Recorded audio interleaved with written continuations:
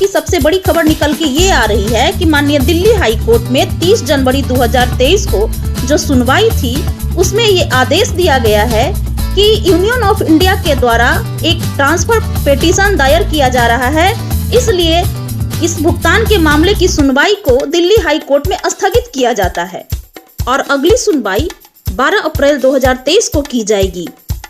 वहीं दूसरी ओर सहारा चीफ सुब्रतो राय जी को सेबी के द्वारा पेनाल्टी की राशि 6.48 करोड़ रुपए की वसूली के लिए 15 दिन का अल्टीमेटम दिया गया था, जो कि पूरा हो जाने के बाद भी वो रकम जमा नहीं कराया गया। इसलिए सेबी के द्वारा सहारा चीफ सुब्रतो राय जी एवं कुछ अन्य निदेशकों के बैंक खातों एवं डीमैट खातों को कुर्क करने का आदेश दे दिया गया है। सहारा इंडिया पर लगातार बढ़ते जा रहे मुकदमों की दबिश में एक और नया मामला जुड़ गया है, जो कि ऋषिकेश के नरेंद्र सिंह के द्वारा दर्ज कराया गया है। इसमें सहारा इंडिया के चेयरमैन सुब्रत राय समेत 14 अन्य लोगों के खिलाफ धोखाधड़ी एवं अन्य धाराओं के तहत मुकदमा दर्ज कर लिया गया है।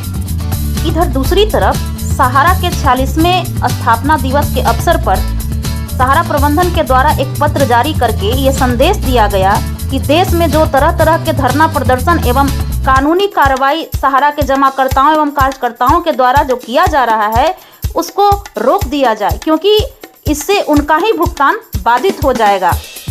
पत्र के माध्यम से यह संदेश दिया गया कि वे हम पर ही विश्वास बनाए रखें, क्योंकि हम उनके भुगतान के लिए लगातार प्रयासरत हैं। इस पर सहारा के कार्यकर्ताओं का कहना है कि सहारा प्रबंधन के द्वारा बार बार भुगतान को लेकर झूठा आश्वासन या बयान दिया जाता है और बयान देकर खुद उनके द्वारा ही इसको झुठलाया भी जाता है। इस तरह से उन पर कैसे विश्वास किया जा सकता है। कोर्ट को हाई कोर्ट ने कहा है कि पहले आप भुगतान का रोड मैप तैयार करें और हुआ है तो वो ज़्यादा ज़रूरी है कि कोर्ट हमारे खिलाफ कम से कम हमारी तरफ सोचे कि आम जनता के विचार। Hello everyone, welcome in my channel Saumya for Sahara. 30 जनवरी 2023 को माननीय दिल्ली हाई कोर्ट में सहारा के कोऑपरेटिव सोसाइटियों के भुगतान के मामले की जो सुनवाई हुई और उस सुनवाई के बाद जो 2 पॉइंट का आदेश निकल के आया, कहने को तो वो 2 पॉइंट का आदेश है, लेकिन वो 2 पॉइंट बहुत कुछ कहता है। हालांकि इस आदेश के बाद एक कंफ्यूजन हो गया कि जब यूनियन ऑफ इंडिया के द्वारा ट्रांसफर पिटीशन जब दायर किया जा रहा है या दायर किया गया है, तो मामले की सुनवाई को दिल्ली हाई कोर्ट में स्थगित कर दिया गया। तो फिर किस मामले की सुनवाई जो है कि वो 12 अप्रैल 2023 को होनी तय हुई है।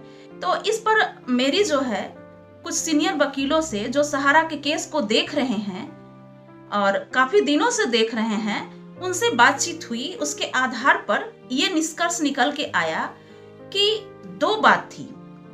क्योंकि जब जिरह होती है, जब 2 पक्ष अपने अपने बातों को रखते हैं तो उसमें बहुत सारी बातें रखी जाती है। हालांकि फाइनल ऑर्डर में एकदम नट सेल में जो ऑर्डर होता है वही पॉइंट निकल के आता है, लेकिन जब मामला चलते हैं, जब सुनवाई चलती है, तो उसमें बहुत सारे मुद्दे को रखा जाता है।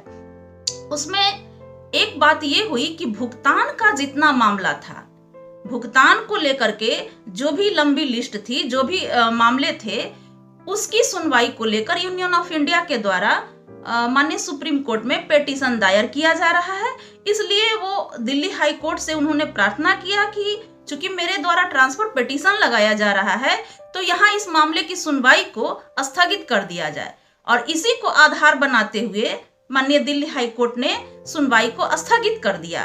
तो एक तो ये बात हो गई कि सुनवाई को स्थगित किया गया।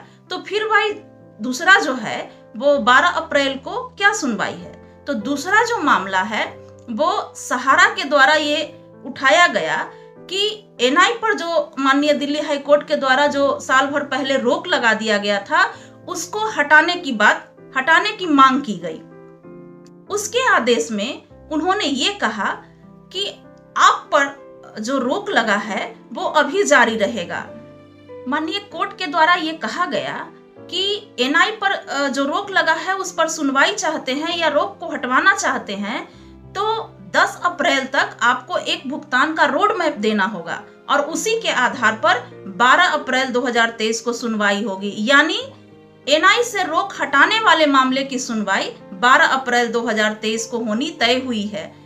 ये दो बात है, भुगतान के मामले को ट्रांसफर पिटीशन दिया गया और जो एनआई पर से जो रोक है उसको हटाने की जो बात है उसकी सुनवाई 12 अप्रैल 2023 को होनी है। अब बात ये होता है कि अब सहारा क्या करती है। सहारा अगर माननीय दिल्ली हाई कोर्ट से चाहती है कि वो हमारे एनआई के रोक को हटा दें और दिल्ली हाई कोर्ट में ही सुनवाई कराना चाहती है, तो उनको 10 अप्रैल तक रोड मैप भुगतान का देना ही होगा, तभी सुनवाई होगी। और नहीं तो उनके पास तो एक रास्ता है कि सुप्रीम कोर्ट में वो भी जाएं। इसलिए आदेश में बहुत ज्यादा कुछ नहीं दिखता है। अब ये सहारा पे डिपेंड करता है कि वो इस मामले की सुनवाई कहाँ कराना चाहता है। तो ये चीजें क्लियर हो गई। मेरे द्वारा ये पहले भी बताया गया है, पहले वीडियो में बताया गया है कि दिल्ली हाई कोर्ट के आदेश को चैलेंज ऊपर के कोर्ट में किया जाता है। ये सबके पास राइट है, सब कोई कर सकता है, चाहे वो व्यक्ति हो या संस्था हो। बहुत अच्छी बात हो गई कि हमारा जो समय बर्बाद होता इसमें, उससे अच्छा कि यूनियन ऑफ इंडिया के द्वारा डायरेक्ट माननीय सुप्रीम कोर्ट में इस सुनवाई को ले जाया गया। ये बहुत अच्छी बात हो गई है। तो इसीलिए मैंने कहा कि 2 पॉइंट के आदेश में बहुत कुछ बातें हैं। अब देखना यह है कि क्या सहारा इंडिया सुनवाई दिल्ली हाई कोर्ट से चाहती है या माननीय सुप्रीम कोर्ट में इसको अपील करती है। कुछ विश्वसनीय सूत्रों से यह पता चला है और ऐसा लग भी रहा है, यह माहौल भी ऐसा बन रहा है कि सहारा इंडिया इस मामले की सुनवाई के लिए जरूर जाएगी माननीय सुप्रीम कोर्ट में। क्योंकि सहारा के पास वकीलों की जो लंबी लाइन लगी हुई है, वकील जो सैलरी पेड स्टाफ की तरह कार्यरत हैं, तो उनके लिए कोई ये मुश्किल बात नहीं है। यूनियन ऑफ इंडिया के द्वारा ऐसा करके जमाकर्ताओं के भुगतान के मामले की सुनवाई को उसमें तेजी लाने के लिए जो ये कदम उठाया गया है, ये बहुत सराहनीय है। क्योंकि सहारा इंडिया तो इस चीज के लिए पहल नहीं करती, वो तो चाहती कि यहीं से आदेश हो और उसके बाद हम अपील करें, जिससे सारा समय बर्बाद हो।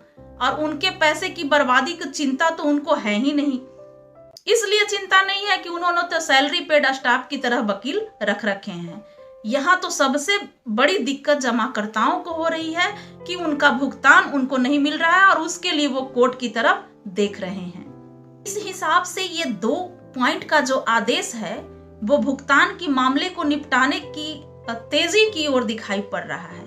इसीलिए मैंने लिखा है कि दिल्ली हाई कोर्ट ने ऐसा आदेश देके वो जमाकर्ताओं के हक की बात की है, उनके पक्ष की बात की है, उनके साथ की बात की है। अब बात ये है कि इस आदेश के बाद सहारा के इन्वेस्टर पर क्या इफेक्ट आया, उनकी क्या सोच रही।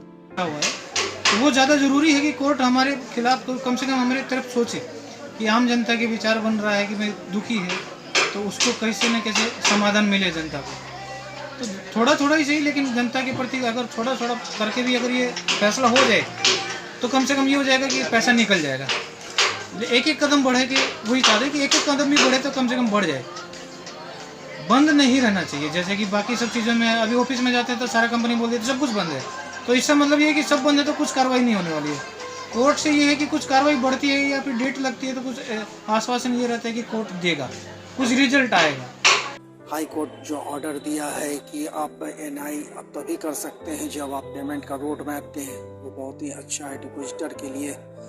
और हम चाहेंगे कि माननीय सुप्रीम कोर्ट भी इस पर अमल करें और यही डिसीजन दें कि जल्द से जल्द सारे जमाकर्ताओं का भुगतान हो और जमाकर्ताओं का एक खुशहाल जिंदगी फिर से जी सके।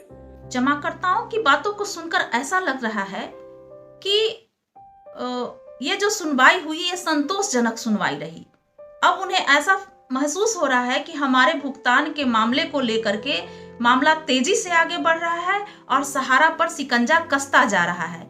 अब जानते हैं कि इस आदेश का सहारा पे क्या प्रभाव पड़ा, क्योंकि सहारा प्रबंधन तो सिर्फ एनआई से रोक को हटवाने के लिए इस मामले की सुनवाई चाहती थी। उनका इरादा था कि पब्लिक से कलेक्शन ले करके और अपने व्यवसाय को शुरू किया जाए, तो उनके इस इरादे पर माननीय दिल्ली हाई कोर्ट ने पूरी तरह पानी फेर दिया। अब सहारा में कार्यरत जो ऑफिस स्टाफ हैं, उनको भी उम्मीद था कि अगर एनआई से रोक हटता है, पब्लिक कलेक्शन आता है, तो हमारी सैलरी भी हमको जो रेगुलर नहीं दिया जा रहा है वो रेगुलर दिया जाने लगेगा, क्योंकि पब्लिक के पैसे पे ही सारा खेल होना है। और अभी भी सैलरी हो या जमाकर्ताओं का भुगतान हो, वो सिर्फ पब्लिक कलेक्शन के आधार पर ही करने की सोच सहारा इंडिया की दिख रही है। इसलिए उनको बहुत निराशा हुई, क्योंकि उनके अनुसार ये काम नहीं हो पाया, सुनवाई नहीं हो पाई, रोक नहीं हटा। सहारा इंडिया को इस आदेश के बाद एक झटका ही लगा है और उनकी तकलीफ जो है कि सहारा के 46वें स्थापना दिवस के अवसर पर जारी एक पत्र में दिखता है, जिसमें ये कहा गया है कि 25,000 करोड़ रुपया अगर सेबी हमारा जो है कि दे देती है तो हम भुगतान कर देंगे। हालांकि ये पहले भी कई बार बयान आ चुका है, लेकिन भुगतान नहीं हुआ। दूसरा चीज कि देश में बन रहे तरह तरह के दबाव से जो धरना प्रदर्शन किया जा रहा है या कानूनी रूप से जो शिकंजा कसा जा रहा है सहारा इंडिया पर, उसकी भी बात पत्र में की गई है। और यह संदेश भी दिया गया है कि इस तरह की कार्रवाई को आप लोग न करें। जमाकर्ताओं को यह संदेश दिया गया है कि इस तरह की कार्रवाई को आप लोग न करें, इससे आप ही का भुगतान बाधित होगा। यानी कि जमाकर्ता जो प्रयास कर रहे हैं, जो कानूनी रूप से प्रयास कर रहे हैं या अपनी आवाज को सरकार तक पहुंचाने का जो प्रयास कर रहे हैं, उससे भी सहारा प्रबंधन को तकलीफ है।